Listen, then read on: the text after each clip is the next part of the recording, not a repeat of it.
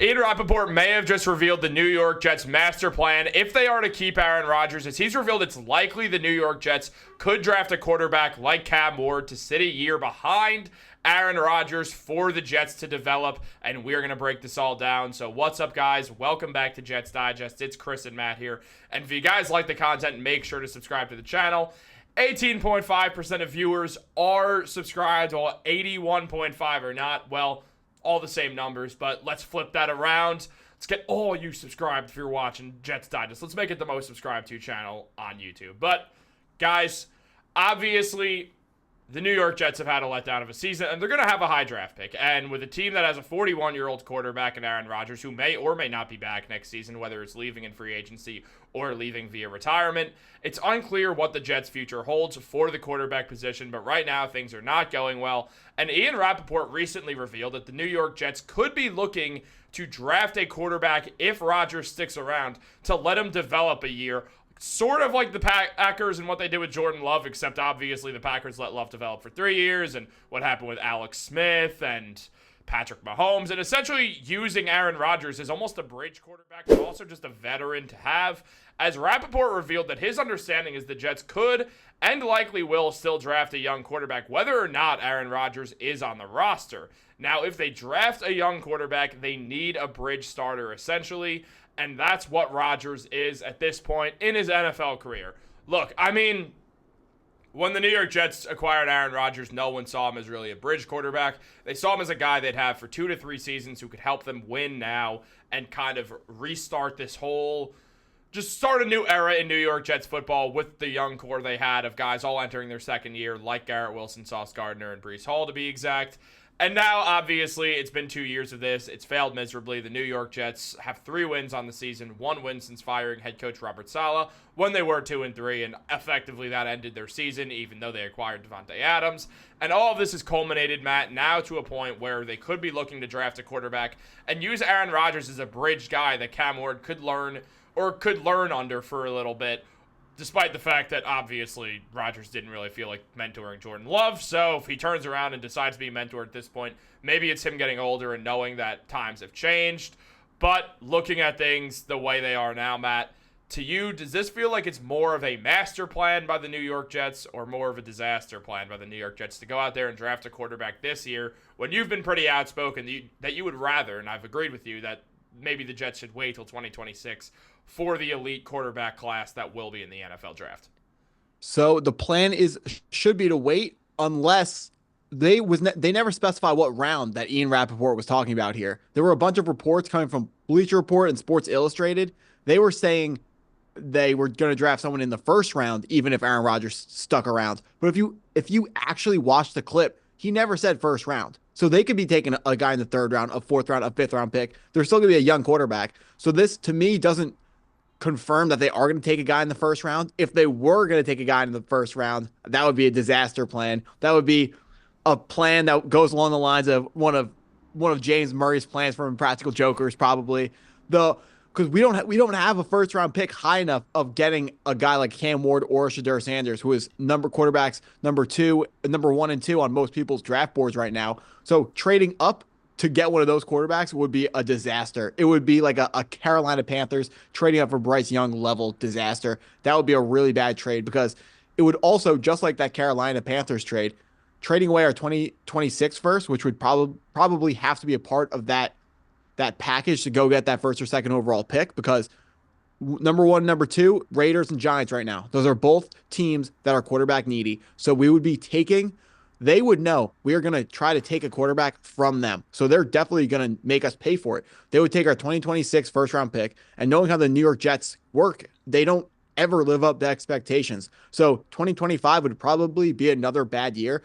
And there's a very real possibility that pick next year is like the 1st overall pick, and we give away Arch Manning in a trade for a Cam Ward or a Shedeur Sanders.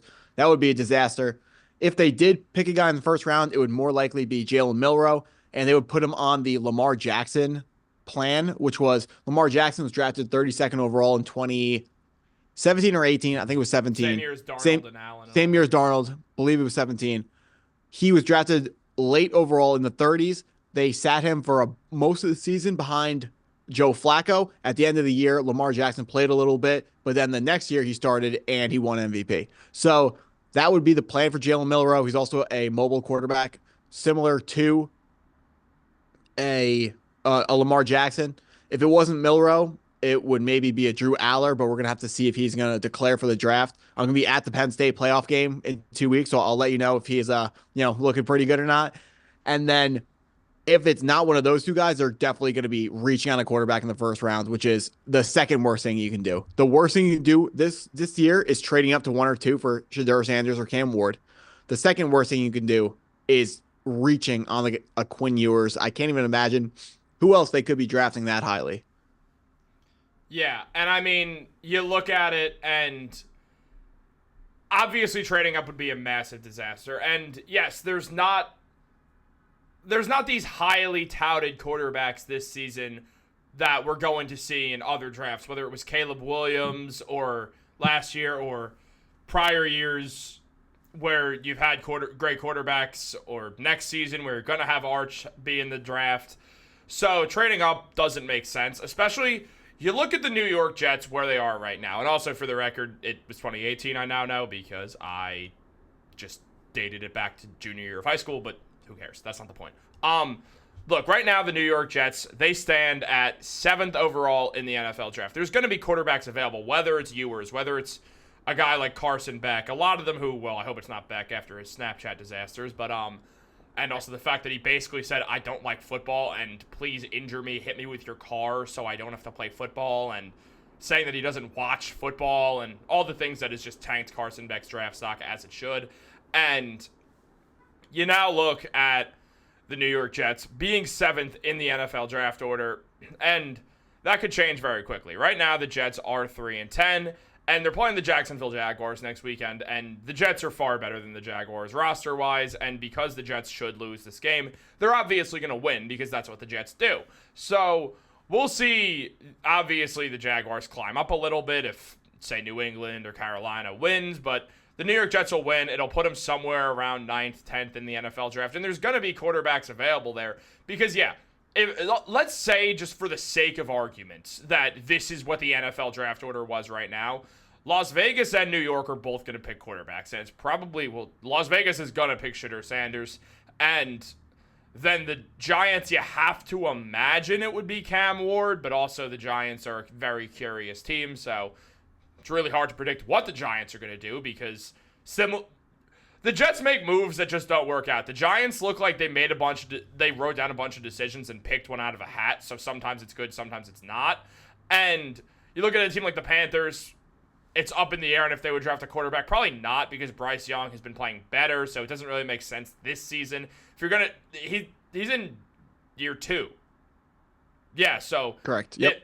Yeah, so he's got another year before it's the contract situation, so there's no way the Panthers would waste a year on a quarterback, except the Panthers are real dumb, so maybe for some reason they're not going to do that. And then you see a team like the Jaguars that won't draft a quarterback. Tennessee might, as Will Levis is more and more proving that he's not the answer. Cleveland will probably have interest in a quarterback. It feels like Winston could end up going somewhere else, and Deshaun Watson's not the answer, which is funny. So there's not a ton of teams here that would be interested in quarterbacks. It's 2 right now above the Jets and potentially 3 with the Tennessee Titans. So there's going to be quarterbacks on the board. Specifically, Milroe probably would be on the board if the Jets are to draft one in the first round.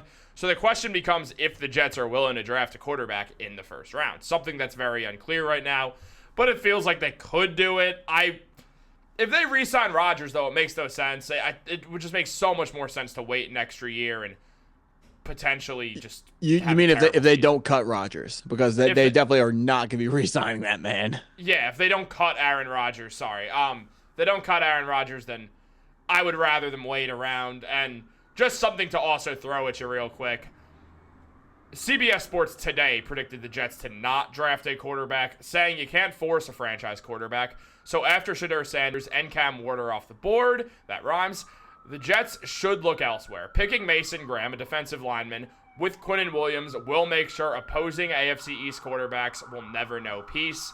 Now, the Jets obviously need some help on the defensive line to a degree, so that would be cool. I'd also way rather be in the secondary, but completely different conversation for a different day. It's hard to imagine the Jets going out and drafting a quarterback when this class is weak and you already know that Ward and Sanders are going to be off the board. So you're already picking out of the first tier of quarterbacks in an already kind of weak draft for quarterback prospects. Yeah, you said it really well. The other players in this first round are really, really good. At least not the whole first round, but where we're picking, there are going to be superstars. There is Will Defense Johnson. at the Yeah, Will lines. Johnson, cornerback out of Michigan, is unbelievable. 6'2". He's got an eye for the football. Two pretty much game-winning pick sixes this season, even though he's been dealing with a hip, I think it was, injury. Mason Graham's a monster at defensive tackle. Abdul Carter's a monster at defensive end. And if you want to trade down, there are more monsters at defensive end, probably in the teens as well, with Michael Williams, James Pierce, and Nick Scorton. So there's so much talent in this defensive draft class. I would really, really, really be not disappointed. I would be actually pretty crushed if they drafted a quarterback, because the opportunity cost, the thing you're giving up by drafting that quarterback, would be humongous. I mean, we see how good Quinnen Williams has been before this year, and that's the type of impact that a guy like Mason Graham would have on this team. Mason Graham is pretty much just as good as a defensive tackle prospect as Quinnen Williams was. And Quinnen Williams, you remember him, he was an elite prospect, drafted 3rd overall, and he's been one of the best defensive tackles in the league. Mason Graham is going to be probably pretty much the same thing, or he should be the same thing, barring, off-field issues, maybe a crazy flame-out scenario. But you don't project it on people. You got to look at what the most likely scenario is, and most likely he's going to be really good. Also, I mean, the Jets could probably use more linebackers, but there aren't linebackers to pick in the first round this year. There is one wide receiver worthy of being taken that high. We're going to see if Garrett Wilson's on the team come draft time. My bet is he won't be. He might be traded draft night, just like A.J. Brown was. I think that would make a lot of sense. If the Los Angeles Chargers were picking in like 21 or the late teens, I think it would make a lot of sense for the Jets to swap that pick and pick up another player for Garrett Wilson. Should Garrett Wilson want to move on to greener pastures? We talked about him in the video yesterday. He's going to want to leave the team soon. He expressed privately that he wants to leave if the team doesn't get better, and they didn't get better. So Garrett Wilson's probably gone. They better not waste his pick on a quarterback. Yeah, and I mean, even if you don't want to pick a defender again, if Woody Johnson is breathing down the Jets' throat saying, "I want an offensive skill position," or just an offensive position in general. I mean, you could use a right tackle. You could use another wide receiver option, especially with Garrett Wilson most likely getting traded this offseason. I know you're not really supposed to pick tight ends that high, so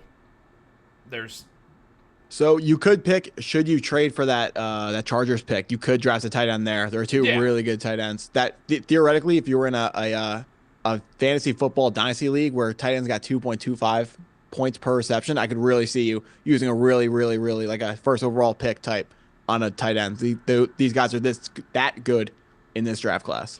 Well, Matt, I saw what you did there. Good to know for when my team is drafting. Guys, both my Dynasty League teams suck, and now I'm mad about it. So Matt and I are going to go kill some zombies in Call of Duty. Have a great day. Subscribe. Go Jets.